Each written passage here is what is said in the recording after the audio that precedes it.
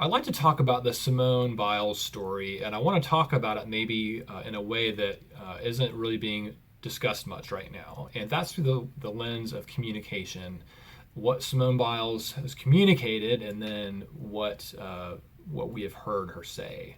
So the speaker and the listener, and I think we've got a little bit of a breakdown there. But if you're not familiar with the story, Simone Biles, Olympic gymnast, greatest of all time from all accounts. On Tuesday night, she withdrew from the team competition. She did a vault and then pulled out of the competition. Thursday, she withdrew from the all-around, individual all-around. She withdrew from that as well, and she wasn't hurt. And she cited mental health reasons. And this announcement and her withdrawal has been pretty polarizing. A lot of the blue check marks on Twitter have been supportive of her. A lot have not. Particularly the sports media has been pretty tough on her, and I think I know why. And I'd like to talk about that. It all has to do with communication. Communication is hard. All right, you've got a speaker and you've got a listener. And great communication, you have a speaker that's being very clear, very deliberate with what they're saying, and you have a listener who is listening, asking questions, and really trying to understand what the speaker is saying. That's great communication happens when that goes on. The speaker is being clear, the listener is really trying to understand. If the speaker is not being clear, maybe they're being vague or they're just not a good communicator, that can be overcome by a good listener who asks questions and who really is trying to kind of understand what the speaker is saying. If that's happening, there can still be good communication. Vice versa, if the speaker is really good at communicating, is very clear, that can overcome a listener who's lazy or just isn't a good listener. You can still have good communication. If the speaker isn't clear and the listener doesn't do a good job, that's when you have a train wreck. And that's kind of what happened this past week. And that's, I think, why there's been a lot of polarization on this issue of her withdrawing. And it all centers around her statement, or she spoke to the media after she withdrew on Tuesday. And I want to read, she said a lot. This is the statement this is the statement I first heard. Here's what she said. It's been really stressful, this Olympic Games, I think just as a whole. Not having an audience. There are a lot of different variables going into it. It's been a long week. It's been a long Olympic process. It's been a long year. So just a lot of different variables. I think maybe we're just a little bit too stressed out. But we should be out here having fun, and sometimes that's not the case. Sometimes that's not the case. What did you hear in that statement? She's clearly very stressed. She says it's been a long week. It's been a long process for the Olympics. I mean, every 4 years, and you got to train and you got to qualify. It's been a long year. We're really stressed out and we're not having fun. Based on that statement, does that sound like someone who is struggling with their mental health? Does it sound like someone who is having a mental health crisis to the point where they're going to, worthy of withdrawing from the Olympics? Just at face value, if that's all you heard. Not really. And just be honest, not really. She's stressed. It's been a long year. She's not having fun. I mean, those kinds of things, those don't signal someone really struggling with their mental health. That signals someone who is stressed and isn't having fun, and it's been a long year. And so if you're just hearing that, what do you think? What are you hearing? We can all relate to that. I'm stressed. It's been a long year for me. I'm not. Some days I don't have fun. But I think when so that's what that literally is what she said. What she said, and so that's what she communicated.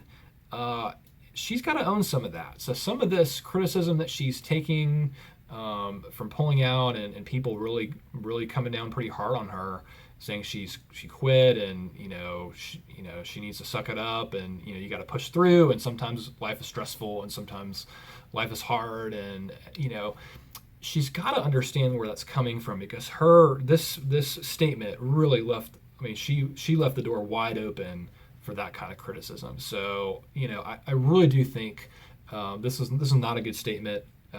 She's got to own some of the pushback that's coming her way. I think is understandable. Why this is she's getting this pushback. That's on her. However, there's two sides of communication, and she had a lot more to say than just this one statement. And this is where we as a listener, and particularly the sports media who've been pretty critical of her, we need to do our homework, and we can't make a judgment on someone's decisions based on 4 sentences or based on a 10-second soundbite.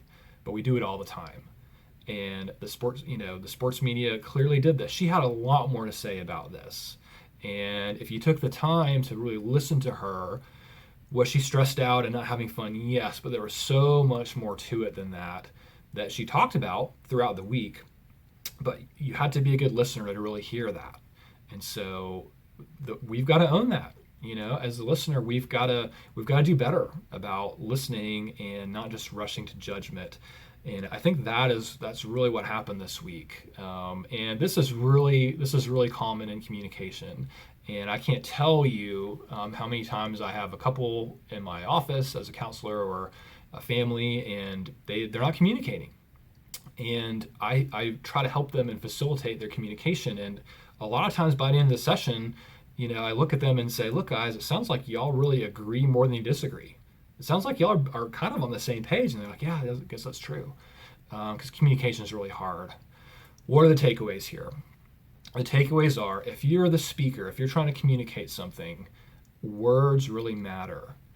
And you've got to work hard to be clear. Really, really work hard on communicating. If it's a decision you're trying to back up, if it's something you're doing that you're trying to communicate, or something you've said, whatever it is, as a speaker, you've got to work really hard to make sure, as best you can, that you're communicating your point of view clearly, because the chances you will get misinterpreted are high. This is especially true, and I'm not talking about this story per se, but in relationships where there's been abuse, or there's been trust that's broken, communication is ripe for, miscommunications are easily happen in that kind of situation. And a lot of us find ourselves in relationships that are hard and there's struggles, and that's when miscommunication can happen. So if you're the speaker, you've got to try really hard, be precise and really think through what you're saying and think about how that's going to be heard. What's the takeaway for the listener? James 1:19. I quote this verse probably multiple times a week to my clients. Be quick to listen, slow to speak. Quick to listen. Work hard on your listening. Ask questions. Really try to understand what the person is saying. Not what you hear them saying, but what are they really trying to tell you? You've got to work hard on that. You've got to ask questions. You've got to be patient. You got to listen. You got to give them space to talk. Help them feel safe. That's how good communication happens. But it takes both the speaker and the listener. And I think that's what happened this week. Simone Biles, the statement was not very clear and didn't really communicate what she wanted to. And then a lot of people that heard it didn't do their homework and didn't listen well. So that's what I think happened this week, and I think it was a breakdown in communication. And as for my thoughts on whether she should have withdrawn from the Olympics, I think printed out a tweet here from this is Dan Crenshaw, representative from Texas.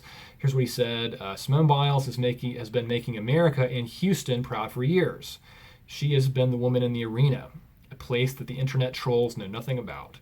We can be disappointed in her decision, but until you're the one stepping up to win gold, maybe sit this one out. I am not stepping up to win gold. I'm going to sit this one out, and you should too. I hope this was helpful. Good reminder on communication and how important it is. Out for now, and we'll see y'all next time.